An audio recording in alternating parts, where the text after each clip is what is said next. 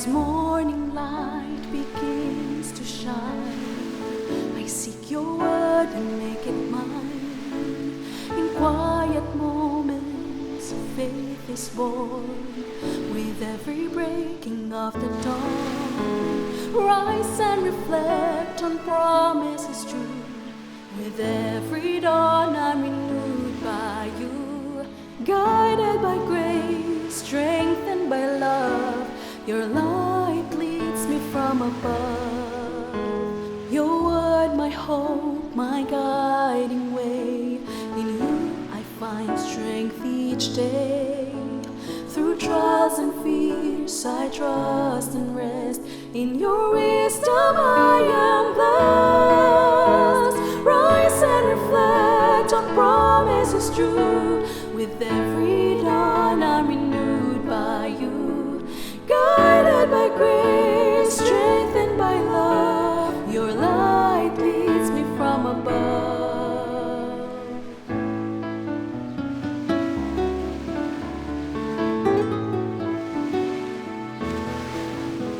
Your word, my hope, my guiding way. In you I find strength each day.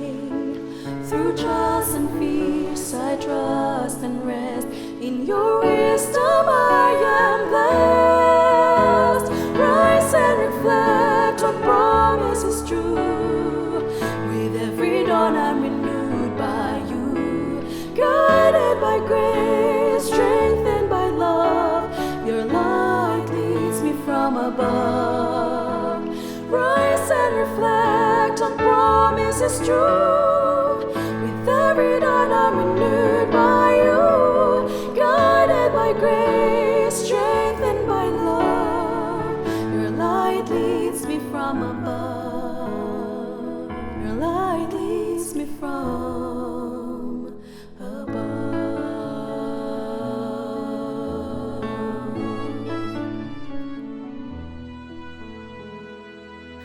Isang bago at punong-puno ng pag-asang umaga muli kaibigan. Ako ang iyong kaibigan, Ner Caranza, na nagsasabing sa mga kaawaan nga ng Panginoon ay hindi tayo nalipol, sapagkat ang kanyang mga habag ay hindi nauubos.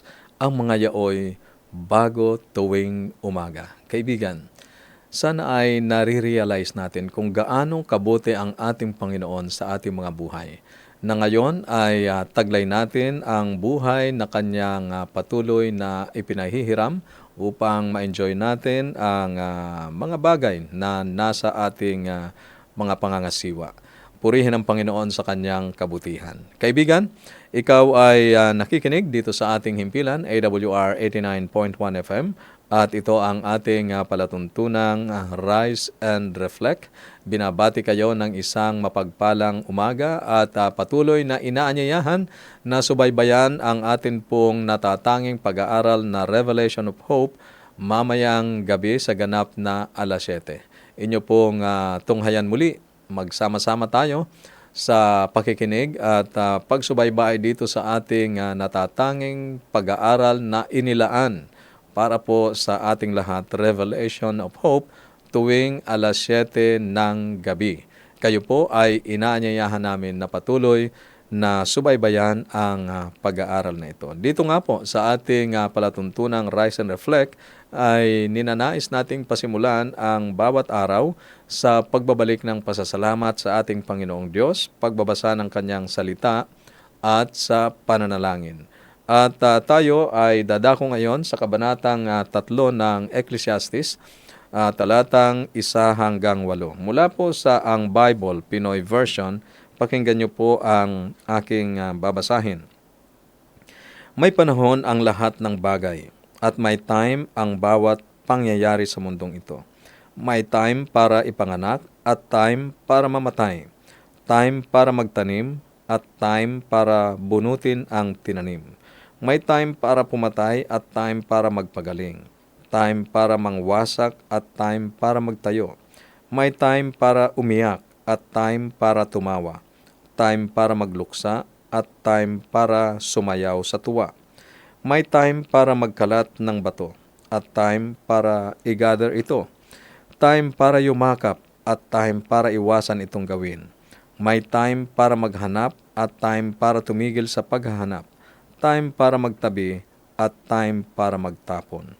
May time para magpunit at time para magtahi. Time para manahimik at time para magsalita. May time para magmahal at time para magalit ng matindi. Time para sa gera at time para sa kapayapaan. May panahon sa bawat bagay. Sa talatang 1 ng Kabanatang 3 ay ulitin ko ang sinabi ng Ecclesiastes, may oras na nakatakda para sa lahat ng gawain dito sa mundo. Kaibigan, minsan ay naranasan mo na rin bang nahirapan sa timing? Alam mong may kailangang gawin at marahil ay alam mo rin kung ano ang gagawin, ngunit hindi ka lang sigurado kung kailan ito gagawin. Sa unang tingin, ang Ecclesiastes Kabanatang 3, talatang 1 ay parang hindi tungkol sa karunungan.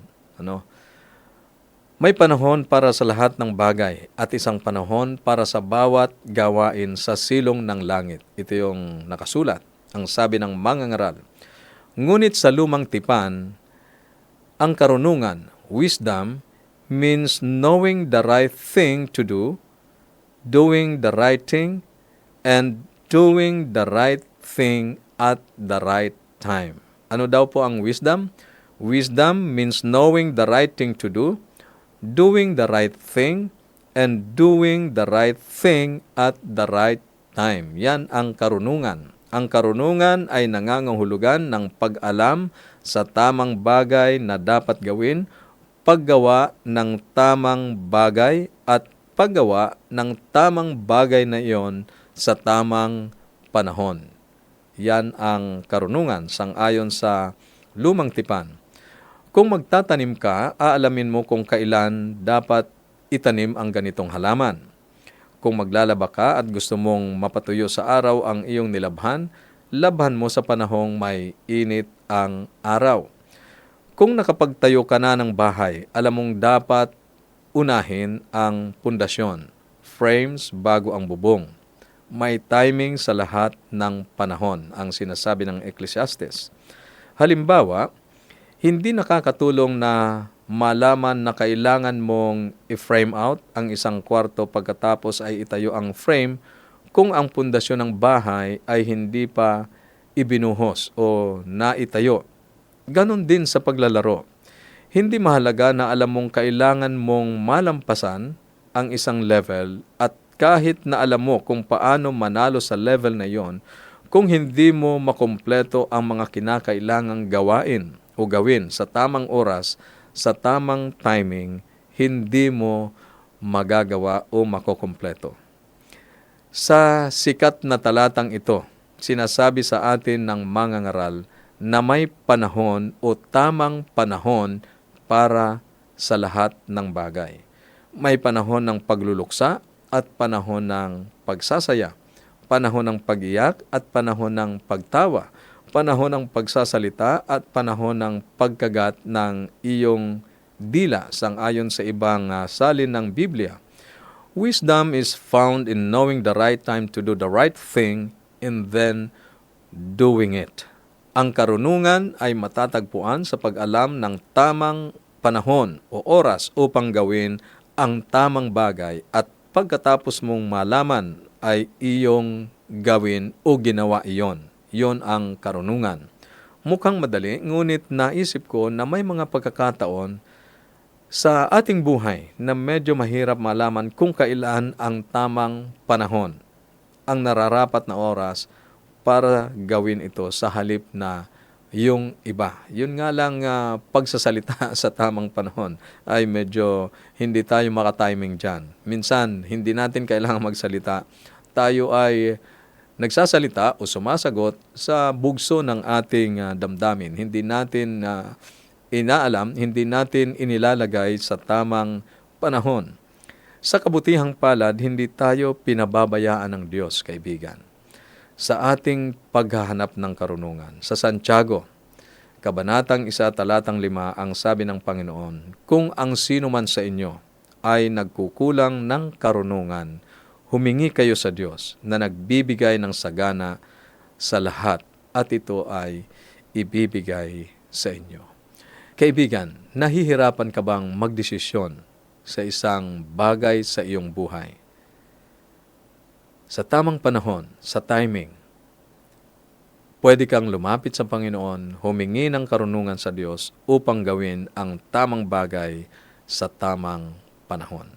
Para sa iyong comment and reflection, maaari kang mag-text sa ating mga numero 0917-1742-777, 0917-1742-777, at sa 0918-9447-891, 0918-9447-891. At para po sa ating masayang pakikinig, pakinggan natin ang isang napakagandang awiting inawit ni na Aljo Baha at Ira Sarmiento, may pamagat, God Knows What to Do.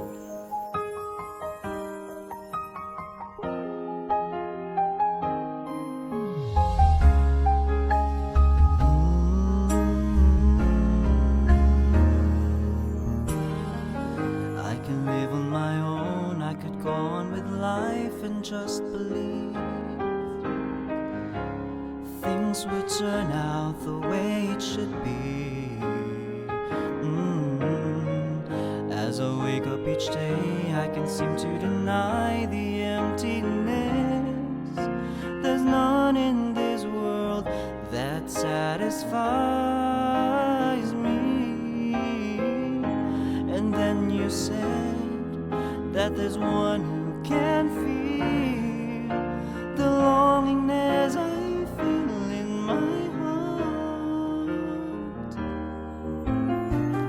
As you struggle with life, all I can do is pray that you will see that God has His plan for you and for me. As I wake up each day, I will constantly send a fervent prayer that one day you'll see who God really is. And then you'll say that there's one who can feel the longingness you feel in your heart. What will I do? God knows what to do. Just open your heart to what He says. He's willing to hear whatever you pray. I'm too ashamed to pray. Sin may leave prints of guilt, but God can wash them clean. Just leave your I'm giving my heart to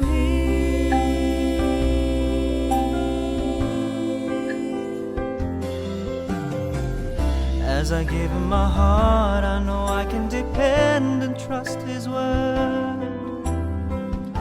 That things will turn out the way it should be. As you pray every day, all I'm hoping to see is that you'll grow, and one day you'll see who God really is. And then we'll say, I'll say that there's one who can bring the happiness and joy that never ends. What will I do? God knows what to do. Just open your heart to what He says. He's willing to hear whatever you pray. I'm too ashamed to pray. Sin may leave prints of guilt, But God can wash them clean. Just leave your I'm heart. giving my heart to Him. Stand on His Stand on His promises. promises. Let all His praises ring. We will shout and sing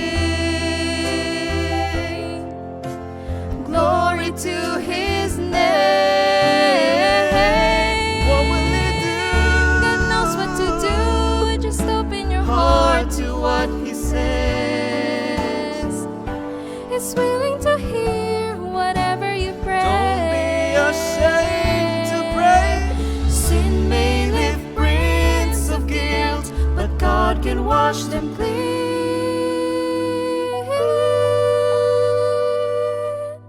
Just give your I'm heart. giving my heart. Just give your I'm heart. giving my heart. I'm giving my Just heart. give your I'm heart giving my heart to Him.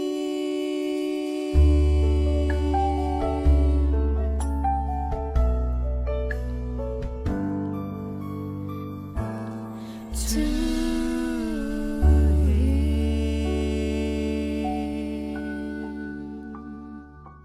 Maraming salamat, Aljo and Ira. Ngayon ay dadako tayo sa atin pong paglapit sa Panginoon sa pamamagitan ng panalangin at nais kong makasama ka kaibigan sa ating pananalangin. Tayo ay manalangin.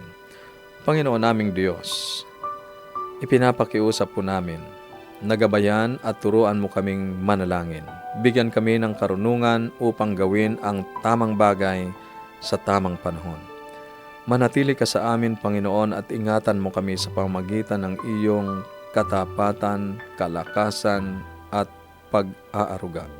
At pasiglahin mo ang aming pananampalataya.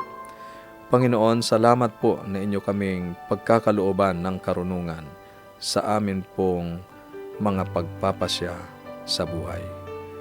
Ama, ngayong umaga akin pong inilalapit sa inyo ang aming mga kaibigan na mayroon pong mga kahilingan at pagpapasalamat sapagkat natanggap na po nila ang kasagutan sa kanilang panalangin mula sa inyo. Ngunit sa iba po na patuloy na kanila pong hinihiling na tulungan sila na makapaghanap ng kanila pong trabaho, akin pong ipinapakiusap, Panginoon, na inyo pong pagpalain ang kaibigan naming ito upang makasumpong siya ngayon ng kanila pong mapaghahanap buhayan. Ang kaibigan po namin na mayroong pangangailangan ng pananalapi, tulungan din sila, Panginoon. Gamitin niyo po ang mga taong nakapaligid sa kanila upang kanila pong maranasan ang inyong katugunan sa kanila pong pangangailangan. Patuloy niyo rin pong pagpalain ang aming mga anak na nagsisipag-aral, pagkalooban sila ng karunungang nagbubuhat sa inyo. Salamat, Panginoon, na inyo pong dininig ang aming panalangin sapagkat ito ay aming hinihiling sa pangalan ng aming tagapagligtas na si Jesus. Amen. Amen. Maraming salamat po muli sa inyong pagsubaybay sa ating palatuntunan at atin pong pinasasalamatan ang mga kaibigan nating nakikinig sa iba't ibang istasyon ng radyo dito sa Luzon. Salamat po sa inyong pagsubaybay. Saan man po kayo naroon, ganun din po ang mga nakatutok sa ating social media. Maraming salamat. At may mga tagapakinig po tayo sa ibang bansa. Maraming salamat sa inyong pagtangkilik dito sa ating himpilan. Muli po namin kayong inaanyayahan mamayang gabi sa pagpapatuloy ng atin pong Revelation of Hope. Tutukan po natin ang atin pong inihandang napakagandang pag-aaral na ito sa ganap na 7:00 ng gabi. At syempre, magpapatuloy din po ang ating Bible School on Air mamayang 12:00 ng tanghali. Magkita-kita po tayo at patuloy po nating i-review ang ating Bible Study Guide na Explore. Ang atin pong mga kaibigan na hindi pa nakatatanggap ng Bible Study Guide na atin pong ipinamimigay, maaari pa rin po kayong humabol. Inyo pong ipadala lamang ang inyong kompletong pangalan at address sa atin pong mga numero. Ang atin pong numero ay 0917-1742-777, 0917-1742-777, at sa 0918-9447-891, 0918-9447-891. Ang atin naman pong mga kaibigan na nasa Facebook at YouTube, pwede po kayong maglagay dyan sa comment section ng inyo pong kumpletong pangalan at address. Isama niyo na rin po ang inyong contact numbers. At kung ang gusto nyo naman po ay ang digital copy, inyo lang din pong i-comment dyan at kayo po ay aming padadalhan ng link para po matanggap itong ating Bible Study Guide na Explore. Maraming salamat sa inyong pagsubaybay sa pagtangkilik dito sa ating palatuntunan. Kaibigan, sinasaliksik ninyo ang kasulatan sapagkat iniisip ninyo na sa mga iyon ay mayroon kayong buhay na walang hanggan. Ako ang iyong kaibigan, Ner Caranza, na nagsasabing kung ang salita ng Diyos ang ating gabay, ang landas natin ay hindi masisinsay. Pagpalain po kayo ng ating Panginoon at patuloy po kayong makinig sapagkat ihahandog pa namin ang mga makalangit na awitin at ang salita ng buhay. God bless.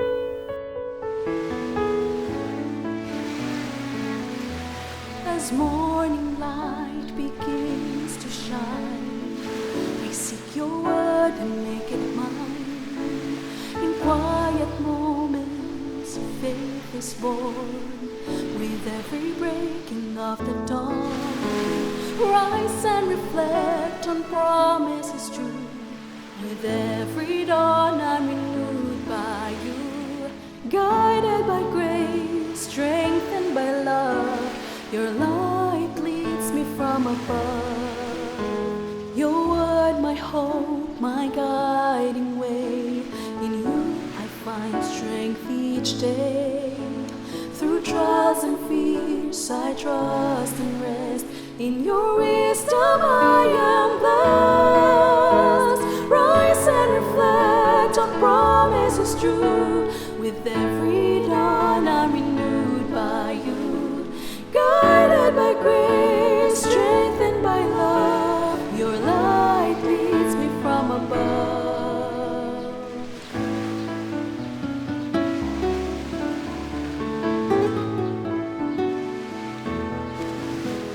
Your word, my hope, my guiding way. In you I find strength each day. Through trials and fears I trust and rest. In your wisdom I am blessed. Rise and reflect on promises true. With every dawn I'm renewed by you. Guided by grace, strengthened by love, your light leads me from above. Rise and reflect on promises true. With every dawn I'm renewed by you. Guided by grace, strengthened by love, your light leads me from above. Your light leads me from